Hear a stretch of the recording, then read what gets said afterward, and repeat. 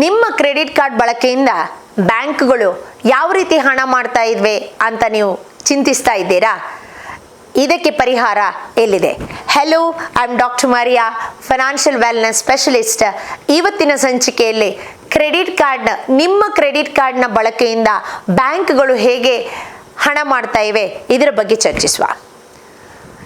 ಮೊದಲು ಹೆಚ್ಚು ಹಣ ಯಾರು ಗಳಿಸ್ತಾ ಇದ್ರು ಅಥವಾ ಹೆಚ್ಚು ಟ್ರಾನ್ಸಾಕ್ಷನ್ ಯಾರು ಮಾಡ್ತಾ ಇದ್ರು, ಹೆಚ್ಚು ಇನ್ಕಮ್ ಯಾರಿಗೆ ಬರ್ತಾ ಇತ್ತು, ಹೆಚ್ಚು ಸ್ಯಾಲ್ರಿ ಯಾರಿಗಿತ್ತು ಅವರಿಗೆ ಮಾತ್ರ ಕ್ರೆಡಿಟ್ ಕಾರ್ಡ್ ಕೊಡ್ತಾ ಇದ್ರು. ಬಟ್ ಈಗ ಎಲ್ಲ ಬದಲಾವಣೆ ಆಗಿದೆ. ಪ್ರತಿದಿನ ಮೇ ಬಿ 4 ರಿಂದ 5 ಕಾಲ್ಗಳು ಕ್ರೆಡಿಟ್ ಕಾರ್ಡ್ ಕಂಪನಿಯಿಂದ ಬೇರೆ ಬೇರೆ ಬ್ಯಾಂಕ್ಗಳಿಂದ ಬರ್ತಾ ಇರುತ್ತೆ. ನಿಮಗೆ ಕ್ರೆಡಿಟ್ ಕಾರ್ಡ್ ಬೇಕಾ, ನಾವಿಷ್ಟು ಕ್ರೆಡಿಟ್ ಕಾರ್ಡ್ ಫೆಸಿಲಿಟಿ ಕೊಡ್ತಾ ಇದ್ದೀವಿ, ಚಾರ್ಜಸ್ ಇರೋದಿಲ್ಲ, ಅಥವಾ ಲಾಂಚ್ ಯೂಸ್ ಮಾಡ್ಕೋಬಹುದು, ಅಥವಾ ಈ ಥರ ರಿವಾರ್ಡ್ಸ್ ಪಾಯಿಂಟ್ ಬರ್ತಾ ಇದೆ ಅಂತ ಹೇಳಿಬಿಟ್ಟು ಪ್ರತಿಯೊಬ್ಬರು ಕ್ರೆಡಿಟ್ ಕಾರ್ಡ್ನ ಆಫರ್ ಮಾಡ್ತಾರೆ. ನಿಮ್ಮ ಬ್ಯಾಂಕ್ ಖಾತೆ ಆ ಬ್ಯಾಂಕಲ್ಲಿ ಇಲ್ಲದೇ ಇರ್ಬೋದು, ಆದರೂ ನಿಮಗೆ ಕ್ರೆಡಿಟ್ ಕಾರ್ಡ್ ಆಫರ್ ಬರ್ತಾ ಇರುತ್ತೆ. ಯೋಚನೆ ಮಾಡ್ಕೊಳ್ಳಿ, ನೀವು ಆ ಕ್ರೆಡಿಟ್ ಕಾರ್ಡ್ ಆಫರ್ ಬಂತು ಅಂತೇಳಿ ತಕ್ಷಣಕ್ಕೆ ಒಪ್ಕೊಂಡ್ಬಿಟ್ಟು ನೀವು ಕ್ರೆಡಿಟ್ ಕಾರ್ಡ್ ತಗೊಂಡ್ರಿ, ಬಹಳಷ್ಟು ಖುಷಿಯ ವಿಚಾರ. ಬಟ್ ಆ ಕ್ರೆಡಿಟ್ ಕಾರ್ಡನ್ನು ಹೇಗೆ ಯೂಸ್ ಮಾಡುವಂಥದ್ದು, ಆಗ ನೀವು ಕ್ರೆಡಿಟ್ ಕಾರ್ಡ್ ಯೂಸ್ ಮಾಡೋದ್ರಿಂದ ಬ್ಯಾಂಕಿಗೆ ಹೇಗೆ ಪ್ರಯೋಜನ ಆಗುತ್ತೆ? ಯಾಕೆ ಬ್ಯಾಂಕ್ಗಳು ಅಷ್ಟೆಲ್ಲ ಹಣ ಖರ್ಚು ಮಾಡಿಬಿಟ್ಟು ನಿಮಗೆ ಕಾಲ್ ಮಾಡಿಬಿಟ್ಟು ನಿಮಗೆ ಕ್ರೆಡಿಟ್ ಕಾರ್ಡನ್ನು ಫ್ರೀಯಾಗಿ ಆಫರ್ ಮಾಡ್ತಾ ಇದ್ದಾರೆ? ಯಾರು ಯಾವುದನ್ನು ಫ್ರೀಯಾಗಿ ಮಾಡೋದಿಲ್ಲ. ನೀವು ಬಳಸೋದ್ರಿಂದ ನೀವು ಡಿಫಾಲ್ಟ್ ಆದರೆ ಅವರಿಗೆ ಖಂಡಿತ ಲಾಭ ಇದ್ದೇ ಇರುತ್ತೆ. ಇದೇ ಅವರ ಬಿಸ್ನೆಸ್. ಮೊದಲನೇ ಅಂಶ, ನೀವು ಕ್ರೆಡಿಟ್ ಕಾರ್ಡ್ ಯೂಸ್ ಮಾಡಿದ್ದೀರಾ, ನಿಮಗೆ 30 ರಿಂದ 45 ದಿನಗಳ ಕಾಲಾವಕಾಶ ಇದೆ ಅದನ್ನು ಪೇ ಮಾಡೋದಕ್ಕೆ.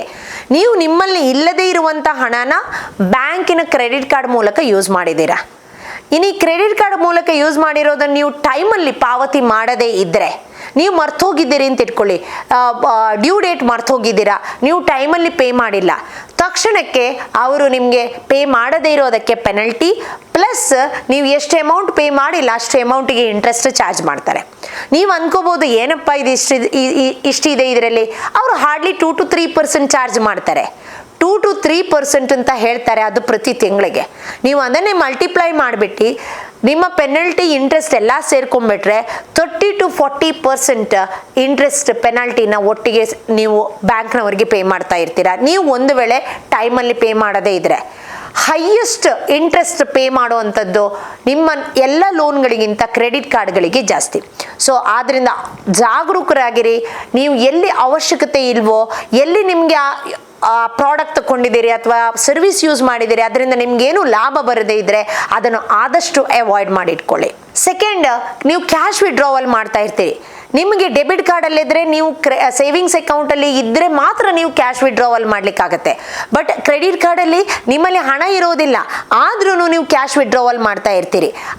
ನಿಮ್ಮ ಇಲ್ಲದೇ ಇರುವಂಥ ಹಣ ನೀವು ಬ್ಯಾಂಕ್ನವರು ಕೊಟ್ಟಿದ್ದಾರೆ ಅಂತ ಹೇಳಿದ್ರೆ ಅದು ನಿಮಗೆ ಲೋನ್ ಕೊಟ್ಟಿದ್ದಾರೆ ಅಂತ ಅರ್ಥ. ಆ ಲೋನಿಗೆ ನೀವು ಇಂಟ್ರೆಸ್ಟ್ ಪೇ ಮಾಡಲೇಬೇಕು. ಸೊ ಇಲ್ಲಿಂದನೂ ಅವರು ಹಣ ಮಾಡ್ಕೋತಾರೆ. ಆನ್ಯುವಲ್ ಫೀ ಚಾರ್ಜಸ್, ಪ್ರತಿ ಕ್ರೆಡಿಟ್ ಕಾರ್ಡಲ್ಲಿ ಆನ್ಯುವಲ್ ಫೀ ಚಾರ್ಜಸ್ ಇರುತ್ತೆ. ಇತ್ತೀಚೆಗೆ ಆದಷ್ಟು ಕ್ರೆಡಿಟ್ ಕಾರ್ಡ್ಗಳು ಆನ್ಯುವಲ್ ಫೀ ಚಾರ್ಜಸ್ ಇಲ್ಲ ಅಂತ ಹೇಳ್ತಾರೆ. ಬಟ್ ಅಲ್ಲಿ ಆನ್ಯುವಲ್ ಫೀ ಚಾರ್ಜಸ್ ಇಲ್ಲ ಅಂದರೆ ಫೆಸಿಲಿಟಿನೂ ಕಡಿಮೆ ಇರುತ್ತೆ, ನಿಮಗೆ ರಿವಾರ್ಡ್ಸ್ ಕಮ್ಮಿ ಇರುತ್ತೆ. ಆದಷ್ಟು ನೀವು ನೋಡ್ಕೊಂಡು ಎಷ್ಟು ಆನ್ಯುವಲ್ ಚಾರ್ಜಸ್ ಪೇ ಮಾಡಬೇಕು ಎನ್ನುವಂಥದ್ದನ್ನು ನೋಡಿಕೊಂಡು ಕ್ರೆಡಿಟ್ ಕಾರ್ಡನ್ನು ತಗೊಳ್ಳಿ. ಕೆಲವೊಮ್ಮೆ ಸೇಲ್ಸ್ ಗೈಸ್ಗಳು ರಾಂಗ್ ಮಿಸ್ಸೆಲ್ಲಿಂಗ್ ಮಾಡ್ತಾ ಇರ್ತಾರೆ.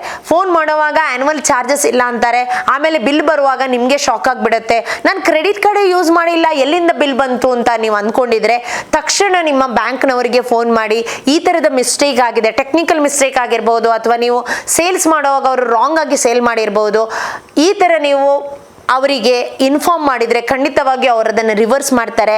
ಸೊ ಇದು ಸಣ್ಣ ಅಮೌಂಟ್ ಆಗಿದ್ರೂ ಕೂಡ ಮತ್ತೆ ಇದು ದೊಡ್ಡದಾಗಿ ಸೊ ನಿಮ್ಮ ಇಡೀ ಉಳಿತಾಯ ಖಾತೆಯನ್ನು ತಿಂದು ಬಿಡುವಂಥ ಚಾನ್ಸಸ್ ಇರುತ್ತೆ. ಸೊ ಆದ್ದರಿಂದ ಆದಷ್ಟು ಜಾಗರೂಕರಾಗಿ. ಈ ರೀತಿಯಿಂದಾಗಿ ಬ್ಯಾಂಕ್ಗಳು ನಿಮಗೆ ಆಮಿಷ ಒಡ್ಬಿಟ್ಟು ನೀವು ಇಲ್ಲದಿರುವಂಥ ಹಣವನ್ನು ಯೂಸ್ ಮಾಡೋದಿರೋದಕ್ಕೆ ಪೆನಲ್ಟಿ ಇಂಟ್ರೆಸ್ಟ್ ಚಾರ್ಜ್ ಮಾಡಿಬಿಟ್ಟು, ಆನ್ಯುವಲ್ ಫೀ ಚಾರ್ಜ್ ಮಾಡಿಬಿಟ್ಟು, ಕ್ಯಾಶ್ ವಿಡ್ರಾವಲ್ ಫೀ ಚಾರ್ಜ್ ಮಾಡಿಬಿಟ್ಟು ನಿಮ್ಮಿಂದ ಹಣನ ಪಡ್ಕೋತಾರೆ. ಅವರು ಶ್ರೀಮಂತರಾಗ್ತಾರೆ, ನೀವು ಬಡವರಾಗುವಂಥ ಸಾಧ್ಯತೆಗಳು ಜಾಸ್ತಿ ಇರುತ್ತೆ. ಸೊ ಬಟ್ ವೈಸ್ಲಿ ಯೂಸ್ ಮಾಡಿದರೆ ಖಂಡಿತವಾಗಿ ಅದರಿಂದ ಬರುವಂಥ ಉಪಯುಕ್ತತೆ ಉಪಯೋಗಗಳನ್ನು ಅರಿವಿಟ್ಕೊಂಡು ನೀವು ಅದನ್ನು ಜಾಗರೂಕತೆಯಾಗಿ ಬಳಸ್ಕೊಂಡಿದ್ರೆ ಇದರಿಂದ ಆದಷ್ಟು ಲಾಭಗಳು ಇವೆ. ಇದರ ಬಗ್ಗೆ ಮುಂದಿನ ಸಂಚಿಕೆಗಳಲ್ಲಿ ನಾವು ಡಿಸ್ಕಸ್ ಮಾಡುವ. ಧನ್ಯವಾದಗಳು. ಹೆಚ್ಚಿನ ಮಾಹಿತಿಗಾಗಿ ನ್ಯಾಷನಲ್ ಟಿವಿನ ಫಾಲೋ ಮಾಡಿ. ಹೆಚ್ಚಿನ ಮಾಹಿತಿ ಬೇಕು ಅಂದರೆ, ಫಿನಾನ್ಷಿಯಲ್ ಲಿಟ್ರಸಿ ಬೇಕು ಅಂತ ಹೇಳಿದ್ರೆ ನಮ್ಮನ್ನು ಸಂಪರ್ಕಿಸಿ. ನಾವು ಇಂತಹ ಆದಷ್ಟು ವಿಚಾರಗಳನ್ನು ನಿಮಗೆ ನಮ್ಮ ವರ್ಕ್ಶಾಪ್ ಮೂಲಕ ತಿಳಿಯಪಡಿಸ್ತೇವೆ. ಧನ್ಯವಾದಗಳು.